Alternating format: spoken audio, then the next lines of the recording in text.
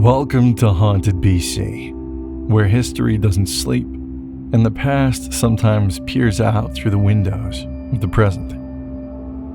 Tonight's story takes us to Victoria, the capital of British Columbia, and to one of the most iconic buildings around, the Craigdarroch Castle. It's a place of opulence and legacy. Built at the height of the Victorian era by one of BC's wealthiest families. But among its spiraling staircases, stained glass windows, and turrets high above the city, some say that something else lingers. A presence. A woman, seen at night and always in the tower.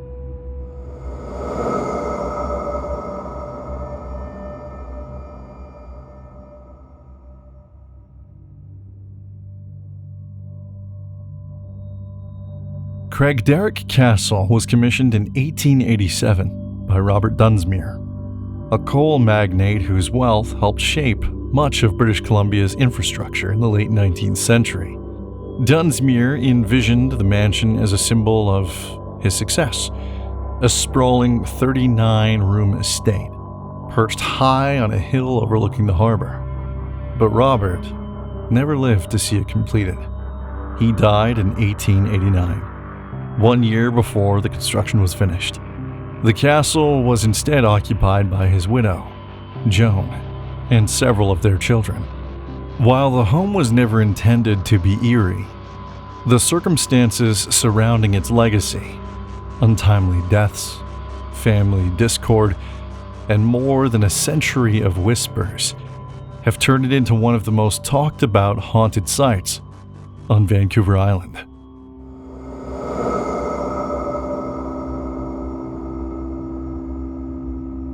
Let's begin with what has repeatedly been reported.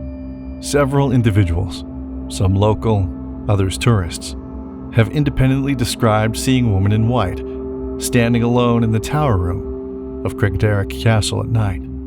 She's dressed in what appears to be Victorian-era clothing. Her features are usually unclear, but the outline of a long dress, sometimes a bonnet, and a pale glow have all been noted. One consistent detail: the sightings occur after hours, when the castle is closed to the public. There are no lights inside, no tours running, and no staff. Yet observers have claimed to see curtains twitching, a woman's figure descending the main staircase, or lights flickering inside the tower. Some of the most persistent reports come from Reddit, particularly British Columbia's subreddit. That forum is where one user described regularly walking near the castle at night. He said, "Sometimes you can see a woman in the tower room when no one is there. It's supposed to be empty, no one in the building. Also, sometimes you can see the same woman descending the grand staircase, twitching curtains, or staring down from the round tower room and flickering the lights." This was not posted as a joke. Other users replied with similar observations, or with local lore they've heard, or even seen with their own eyes. But who is this ghostly woman? There's no definitive answer, but one name comes up more than any other: Joan Dunsmuir, Robert's wife. Joan was the matriarch who saw the castle completed, and lived there with her children after her husband's death. She was known to be private, fiercely loyal to the family legacy, and emotionally impacted by the early deaths of multiple family members, including her daughters and grandchildren. While there is no verified record of Joan dying inside Craigdarroch Castle, she is symbolically tied to it. It was, in many ways, her home more than Robert's. She lived there the longest, and her likeness is said to match the silhouette seen in the tower and other areas of the castle. Still, no one can confirm the ghost's identity. The only thing witnesses agree is that it's always a woman, always alone, and always seen near the highest point of the castle.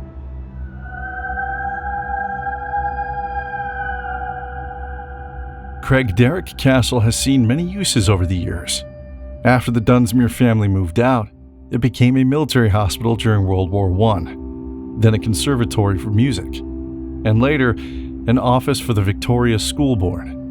Today, it operates as a heritage museum, open to visitors year-round. During that time, staff and volunteers have also quietly shared stories. One guide reported that their keys would go missing and reappear in locked drawers.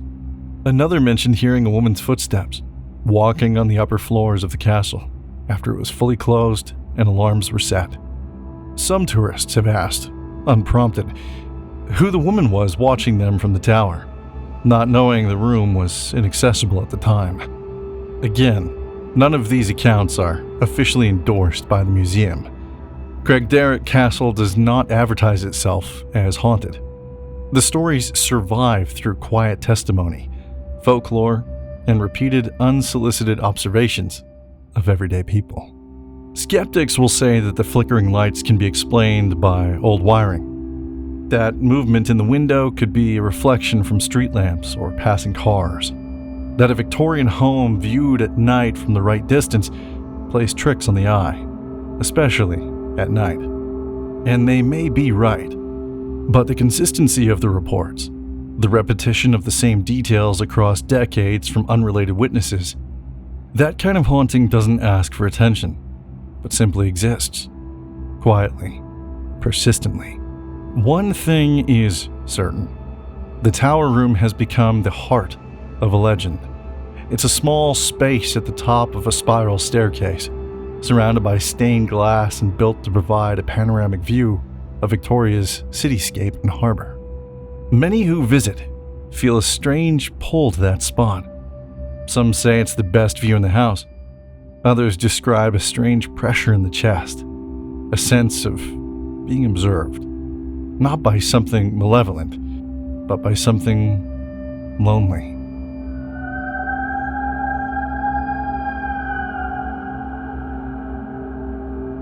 Craigdarroch Castle is one of British Columbia's most beautiful historic sites. Its architecture is unmatched, its history is rich, and its shadows are quiet, still watching. So, if you find yourself walking through Victoria's Rockland neighborhood at dusk, glare up at the tower, look carefully, and if you see someone looking back, ask yourself, who still stands guard over a home built more than a century ago?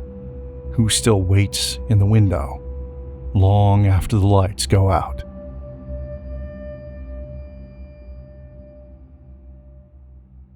Thank you for joining me on tonight's episode of Haunted BC. If you found this story compelling, share it with a friend, leave a review, and follow wherever you listen to podcasts. Next week, we head north to a ghost town swallowed by trees, where the echoes of miners and lost children still stir beneath the soil. Until then, stay curious, and don't forget to look up.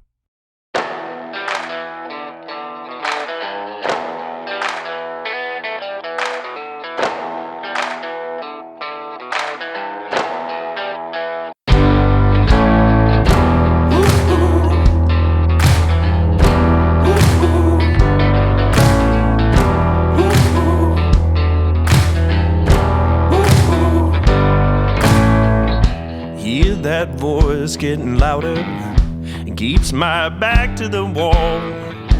Fear starts taking me over, and I can't help but fall to my knees. Oh, can't you see you won't let me be?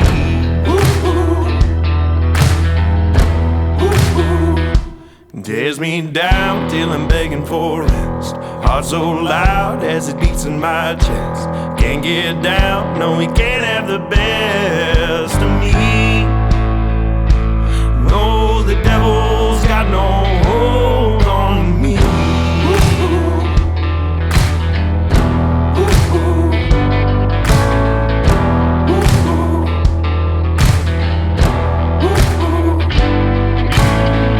Now I try getting farther, keep my feet from the street, but the road gets harder. and I get led away. You see, can't you see? He won't let me be.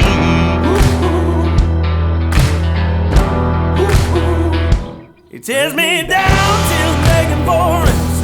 Heart so loud there's a piece of my chest.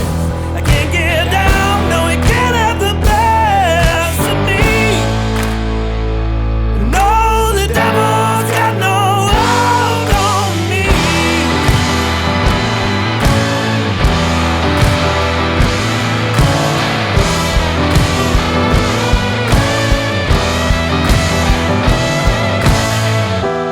Don't give up and don't give in. You're worth more, so don't pretend. I won't let you fall away. Get back up, you've won this day. There'll be troubles all along